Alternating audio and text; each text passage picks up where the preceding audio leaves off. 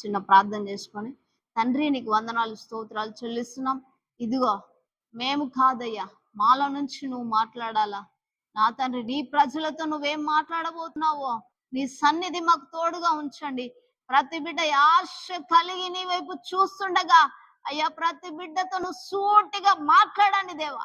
నీ యొక్క గొప్ప కార్యం జరిగించండి దేవా, ఆశ్చర్యకార్యం జరిగించమని యేసు నామములో ఈ వాక్యంలో నుంచి నీ ప్రజలను తృప్తిపరిచి ఫలభరితమైన జీవితాలు వారికి దయచేయమని యేసు నామములో ప్రార్థించి అడుగు పెట్టుకుంటున్నాం తండ్రి, ఆమేన్.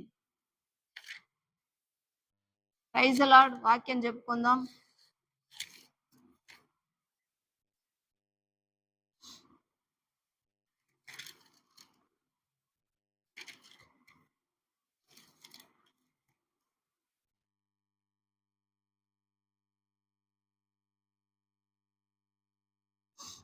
అపోస్తుల కార్యములు 16వ అధ్యాయము 25వ వచనం చదువుకుందాం.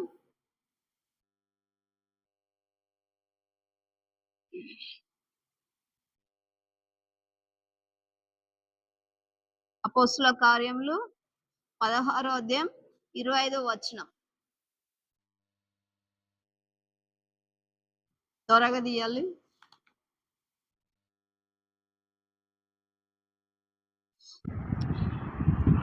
అయితే మధ్యరాత్రి వేళ పౌలును శీలయు దేవుని గురించి దేవునికి ప్రార్థించుచు కీర్తనలు పాడుచుండిరి. ఖైదీలు వారు పాడుట వినుచుండిరి. అప్పుడు అకస్మాత్తుగా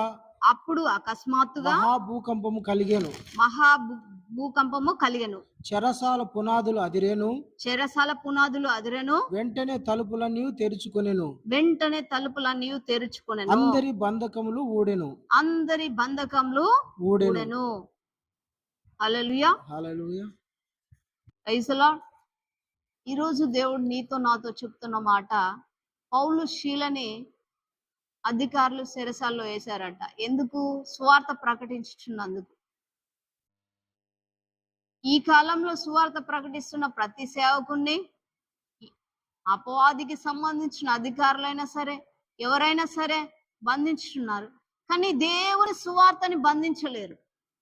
అలాగే పౌలు శీల ఆ చెరసాల్లో ఉండి కూడా ఖైదీలతో వారిని కొట్టిన గాయాలను చూడలేదు, వారికి తగిలిన దెబ్బలను చూడలేదు. వారు చూసింది యేసయ్య శక్తిని మాత్రమే. ఆయనను ఆ స్థితిలో కూడా, ఆ చెరసాల్లో ఉండి కూడా ఆయనను ఆరాధించుచున్నారు. ఎంతమంది మనం కష్టాల్లో ఉండి దేవుడిని ఆరాధిస్తాం? ఎంతమంది మనం దేవుడి గురించి కష్టాల్లో ఉండి దేవుడి సువార్తని చెప్తాం? మాకేం చేయలేదు దేవుడు, మేమెందుకు చెప్తాం అనుకుంటారు. కానీ ప్రతి బిడ్డ భారం అది. సువార్త ప్రకటించుట ప్రతి బిడ్డ భారం. అలాగే ప్రతి బిడ్డ చేయవలసిన బాధ్యత. దేవుడు అంటున్నాడు, సమస్త జనులకి సువార్త చెప్పుడి. మత్తయి సువార్తలు అన్నాడు కదా, సమస్త జనుల 28లో సమస్త జనులకు సువార్త చెప్పుడి, వాడిని శిష్యులుగా తయారు చేయుడి, వారికి బోధించుడి, బాప్తిసం ఇయ్యుడని కూడా, వారు గైకొనాల్సిన ఆజ్ఞలు కూడా వారికి బోధించుడి అని చెప్పాడు. అలాగే ఈ రోజు ఎంతమంది యేసయ్య చెప్పిన మాట చేస్తున్నారు? యేసయ్య చిత్తాన్ని ఎంతమంది నెరవేరుస్తున్నారు? వారి వారి సొంత కార్యాలనే చూసుకుంటున్న వారు చాలా మంది ఉన్నారు. మరి నువ్వు నేను ఏ స్థితిలో ఉన్నాం? దేవుడి చేత రక్షించబడి ఎక్కడో ఉన్న నిన్ను దేవుడు రక్షించుకున్నాడు. పాపంలో, రోగంతో, వ్యాధితో ఇంకా విడవలేని స్థితిలో ఉన్న నిన్ను దేవుడు లేవనెత్తి రక్షించుకుంటే, ప్రియ చెల్లి, ప్రియ తమ్ముడా, నువ్వు దేవుడి కోసం ఏం చేస్తున్నావు? దేవుడు నీకు చెప్పిన బాధ్యత గురించి ఏం చేస్తున్నావు? పౌలు శీల మంచి స్థానంలో ఉండి, మంచి స్థితిలో ఉండి దేవుని స్తుతించలా, ఏసీలో ఉండి దేవుణ్ణి ఆరాధించలా. వారు కొరడాలతో కొట్టబడి గాయముల చేత వారికి రక్తధారలు కారుచున్నా సరే దేవుడి మాటను ప్రకటిస్తున్నారు. దేవుడి చిత్తాన్ని నెరవేరుస్తూ ఆయనను స్తుతిస్తూ ఆరాధిస్తున్నారు. ఆ స్తుతిలో ఉన్న పవర్, ఆ పాటల్లో ఉన్న ఆరాధనలో ఉన్న శక్తి ఆ శరసాల సంఖ్యలను వేళ్లతో సహా పెకిలించింది. హల్లెలూయా. మరి నువ్వు నేను ఆరాధిస్తే ఏం జరుగుతుంది? దేవుడి సన్నిధి మన మీదకి దిగి వస్తుంది ప్రియ బిడ్డలారా.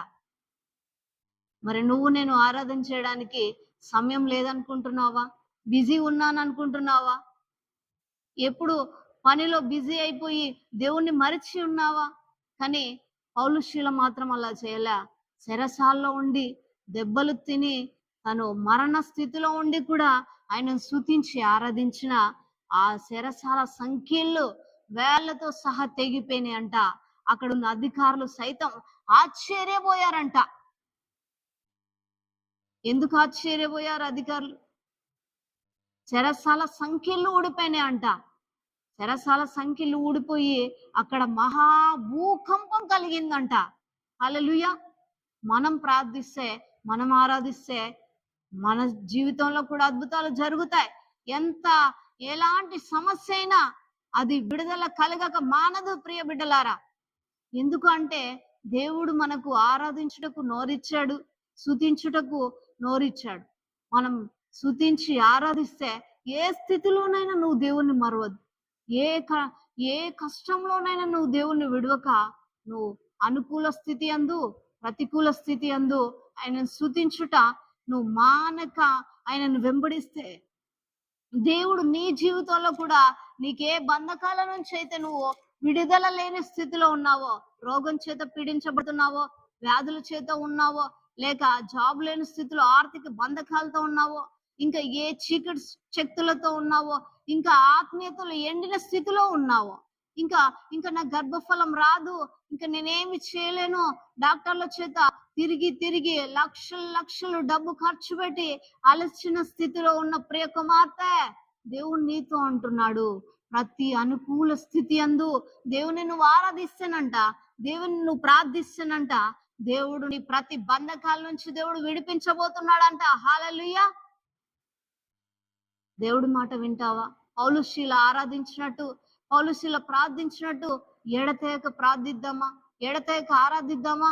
దేవుడు చేయబోతున్న ఈ గొప్ప కార్యానికి ఆ చెరసాల అధికారే ఆశ్చర్యపోయాడంట. దేవుడు చేసిన కార్యానికి దేవుడు ఆ చెరసాల అధికారి అన్నాడంట, నేను కూడా రక్షించబడ్డ ఏం చేయాలి అని.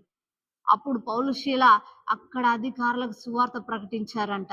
సువార్త ప్రకటించడం, ఆ అద్భుతాన్ని చూడగానే వాళ్ళు ఆశ్చర్యం చెంది, నీ దేవుడు గొప్పవాడని, నీ దేవుడే మా దేవుడు అని ఆనాడు నయోమితో రూతు ఏ విధంగా అందో, ఈనాడు ఆ చెరసాల అధికారి కూడా నీ దేవుడు గొప్పవాడని ఒప్పుకున్నాడంట. వాక్యంలో చెప్తుంది, చెరసాల అధికారి ఆశ్చర్యపోయి తన ఇంటికి కూడా రక్షణ తెచ్చుకున్నాడంట.